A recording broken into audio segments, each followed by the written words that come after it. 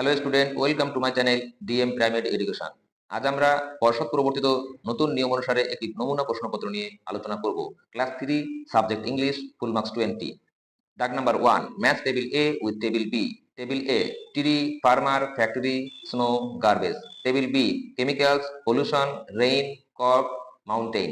এখানে দেখো ট্রি এর সঙ্গে উত্তর হবে rain, farmer, crop, factory, chemicals, snow, mountain, garbage, pollution. দাগ number 2, pick the odd out and circle it. শব্দগুলির মধ্যে বেমানান শব্দটি বেছে গোল দিতে হবে। এ দাগ, লেক, রিভার, পাম্প, পন্ড। এখানে পাম্প বেমানান, একে গোল চিহ্ন দিতে হবে। বি দাগ, ক্লাউড, স্কাই, সান, গ্রাস। এখানে গ্রাস এদের থেকে আলাদা, তাই গ্রাসকে গোল দিতে হবে। সি দাগ, ম্যান, গার্ল, চাইল্ড, ট্রি। এর মধ্যে ট্রিটা আলাদা, তাই ট্রিটাকে গোল দিতে হবে।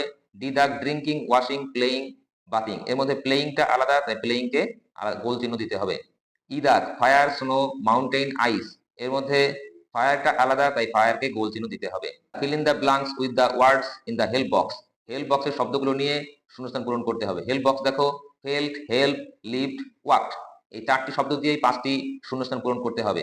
এ দাগ, they dash in Delhi. They lived in Delhi. B দাগ, he dash very proud of himself. উত্তর হবে he felt very proud of himself. C দাগ, we dash the poor lady.